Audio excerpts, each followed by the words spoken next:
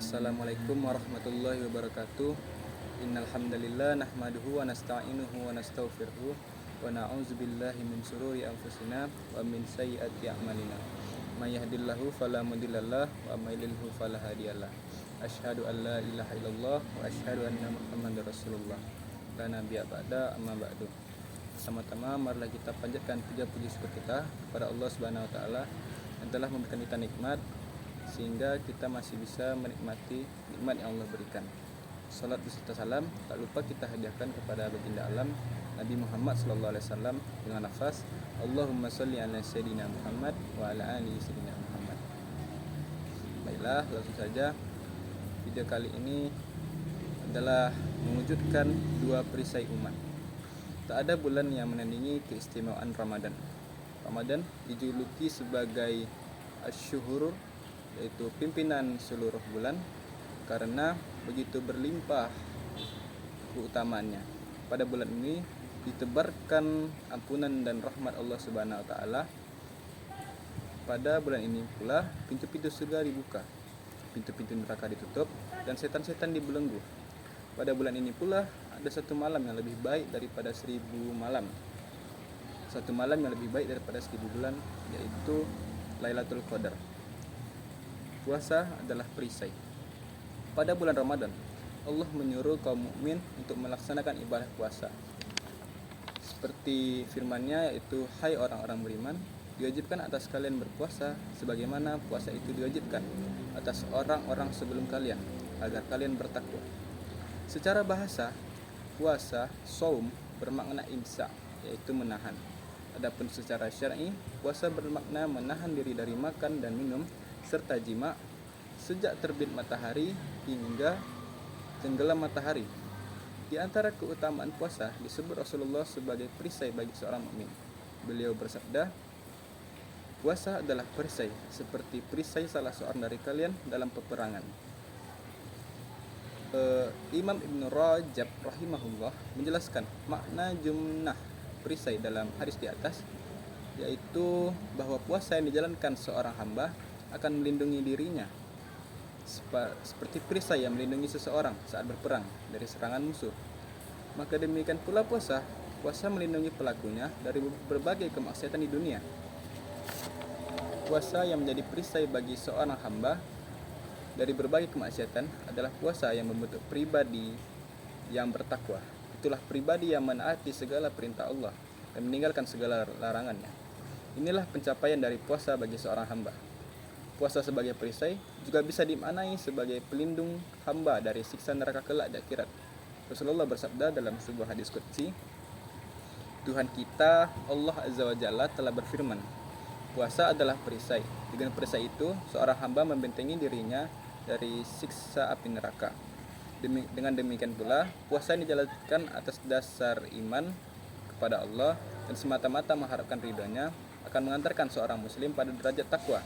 Dengan itu, ia akan terdorong untuk mengamalkan semua perintah Allah tanpa memilah dan memilih lagi. Dan itu pula, ia akan tergerak untuk meninggalkan semua larangannya, seperti ghibah, kata kasar, dan kotor.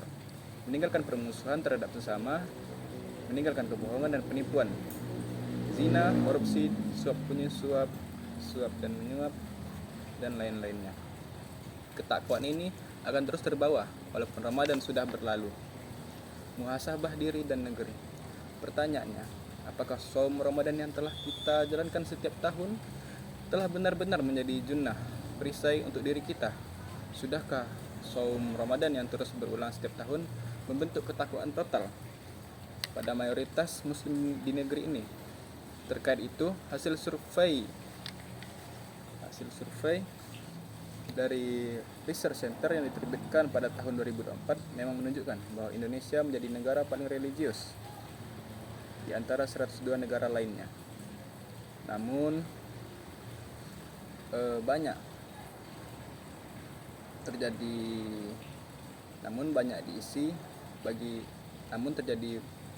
terjadi praktik korupsi.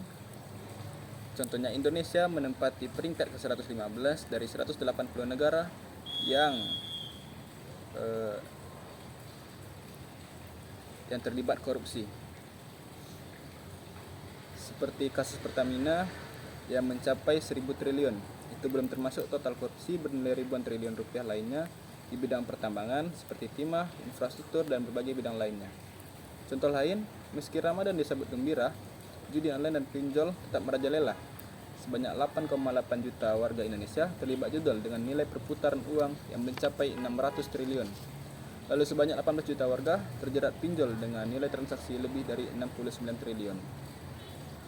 Praktik premanisme juga terus merajalela di tengah masyarakat, di antaranya dalam bentuk aksi-aksi pemerasan, korban yang mulai dari pedagang kecil hingga perusahaan. HKI melaporkan batalnya investasi senilai ratusan triliun rupiah akibat pemerasan yang dilakukan oleh sejumlah ormas di tanah air. Penyebab semua ini terjadi adalah karena ajaran Islam yang telah dikerdilkan hanya dalam urusan ibadah, ritual semata, tidak untuk pemerintahan. Inilah paham sekularisme adalah yang sudah terjadi di negeri ini.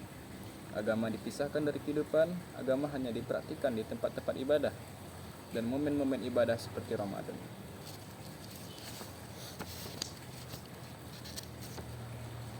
Sayangnya, khilafah yang menjadi pelindung umat telah dihancurkan oleh Inggris lewat bantuan kaki tangan mereka, Mustafa Kamal, seorang Yahudi, pada 3 Maret 1942. Berarti selama lebih 1 abad, kaum muslim tidak memiliki kekuatan yang melindungi mereka dari berbagai serangan dan kekacauan. Tidak ada juga yang menolong mereka ketika mengalami berbagai tikaman dari musuh-musuh mereka. Yang lebih menyedihkan lagi, para penjajah berhasil melakukan monsterisasi ajaran Islam, termasuk khilafah sebagai bagian penting dari ajaran Islam. Akibatnya, umat takut dan menjauh dari agamanya sendiri, bahkan tidak sedikit yang memusuhi risalah mulia ini, kecuali mengambil sedikit yang dianggap cocok dengan dan menguntungkan mereka. Khotimah,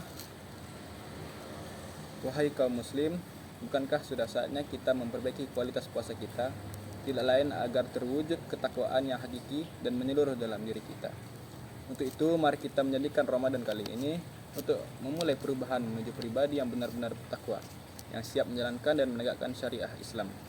Menegakkan syariah Islam secara kafah. Tentu dalam institusi khilafah, sebabnya hanya dengan khilafah segenap ajaran dan hukum-hukum Islam dapat terlaksana sempurna. Adalah hanya ini yang dapat saya sampaikan.